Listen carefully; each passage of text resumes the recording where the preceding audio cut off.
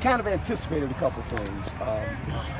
You know, second day, first day, it's like going the first day of school. You know, you wear your best pants, you got your new shoes on, everybody's excited. Second day of school, it's like, I'm excited for a while, and then not so excited about being back at school. Kind of like football. It got a little hard, maybe because of the heat or just whatever it is, and we don't function very good. Saw a fight break out. I told them, I said there was 3 guys that got ejected today. I basically told them, if you really want to fight, go in the bubble and fight. Just go on in there. And don't mess up my practice, because it's on the schedule. And I'm just trying to make the point that we can't function like that. You know? And I say it as a player. I've been in a lot of heated moments on a practice field and things like that happen, you know. And people think that's great. It's not great. Just get ejected from the game. I mean, it got so bad, and I told them they don't know the rules yet, but when the team left the sideline, half the defense got ejected. We'd have been playing with 8 guys. I might have had to play. I don't want to play, guys. My body hurts. I don't want to play. So I just think it's one of those nights. You get it, you know. But you got to tell them what it is. You got to tell them the truth. And my guy always tells them the truth. But there were spurts. There were spurts of practice. So we had things going. It was pretty competitive. And I like practices where one side wins and the other side kind of finds its way. And you know, that took place. But it was a little sloppy at times. It was fatigue. Guys are tired. I get it. First day of school, it's all fun. Second day of school, they give you homework. It's not a lot of fun. So we'll improve. Herm, you had some running backs that broke some big plays tonight. We had a couple runners, and we're trying to define who all those guys are. There's some talented ones. 31 keeps showing up. Kind of interesting. Just remember I said that. 31 keeps showing up. We see where it's at when we start the season. But we've got some talented kids. Like that. Is it kind of special though, coming from a JUCO and just making a rise? Well, you know, it's practice, and his first day of practicing in Division I football was last night, along with the rest of those guys, and high school players and some JC guys. And I think I know who trained him when he wasn't here. A guy I went to school with a Cal, actually. I was training the guy, and he would give me some information every week how he was doing. So it's not surprising. Kind of flashing right now, and that's a good thing. Now we have to put pads on, they stretch imagination. But he's got some qualities that we can use for our offense. It's good to see. Are you trying to make sure that the positions that are least solidified, you're getting a lot of film on? There's a lot of competition going on. You'll see guys at certain spots being moved around, and guys are just kind of in and out, you know, not just that position, but there's the secondary as well, you know, especially the safety spot, linebacker. So we're just trying to find our niche, find out what guys do well, and then obviously give them a role. Because, you know, football is about roles. Everyone knows about the starting guys, the 11, but on defense, if you're going to be a good defense, you got to play with 20-plus guys. Offensively, probably same number, you know, and you got to find out what they do well. Some young guys, I think, can help us, and we got to find roles for them. Don't want to give them too much. We want to give them enough where they can, you know, have an impact on what we do.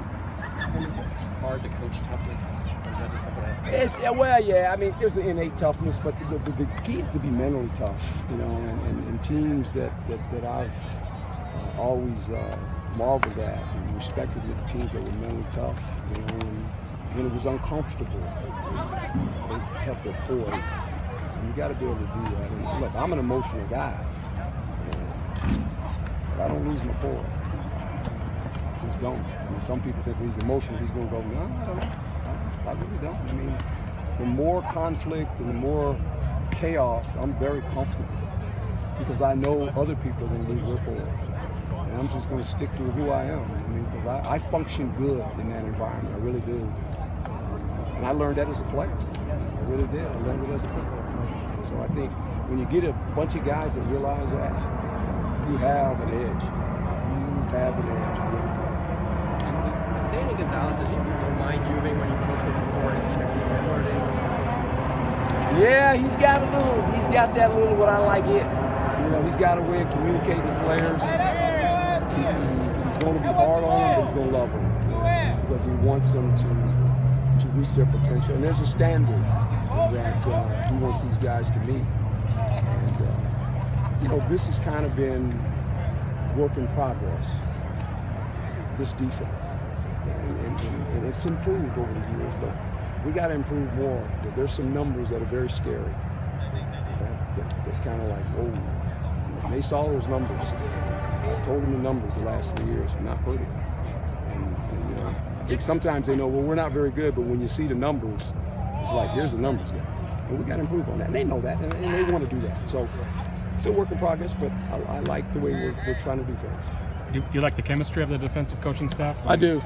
I think it's great coaches. They're great teachers. You know, they really are. They're fundamental. They're technicians. They've allowed me to coach the first 20 minutes of practice with the DBs, which I kind of enjoy. Got my little script up. Had all my stuff I was doing with them today. My wife said, "Are you coaching those guys?" I said, "Not the whole day, honey."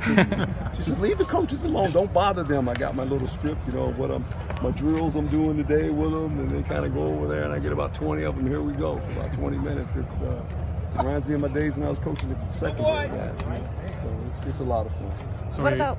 You're obviously known for your 4:30 a.m. routine in the weight room with the late night practices. No, I'm still there. I'm on the clock. You know, I can't sleep. I mean, I keep a notepad by my bed, and I wake up, you know, checking the clock to make sure I don't oversleep. And that's the problem. You know, I write some notes, and I come in and I talk to Danny. I said, "Danny, you know what I was thinking about last night?" He said, "Oh no, really?" I said, "Yeah, I was thinking about this." Offense, I messed with the offense today, walked in there and told them a couple of things. So it's been a lot of fun. It really has.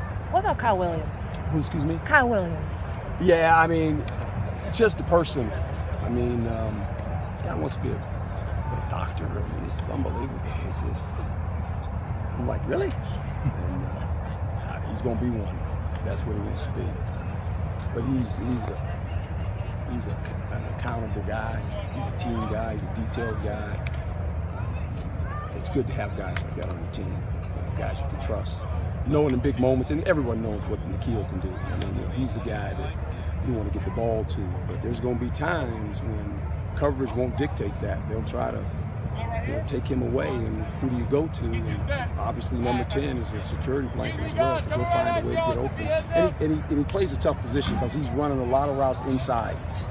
You know, you got to be a tough guy. You got to be able to read coverage. You got to know where the softness is in the zone. You got to know when it's man-to-man, how to run away from it. It's a unique position, and he does it well. Your approach to having fans out at your practice and the openness of it. Yeah. Well, we're just practicing right now. See, it's no different than me in training camp. I mean, if we're up in Camp Cush, people are invited to camp. So I think when we get here, they say, "What are we doing?" It's the same thing we do. Now, there'll be a point to when we start game planning and we start looking at UTA, then it's going to be different. I mean, the media will be invited to a certain extent, and then, like anything, and you guys know the drill, then you got to go. And it's nothing against you guys, but it's just, that's the way it works. I mean, that's how I function. But I've always been a big believer in let the people come out and watch them, and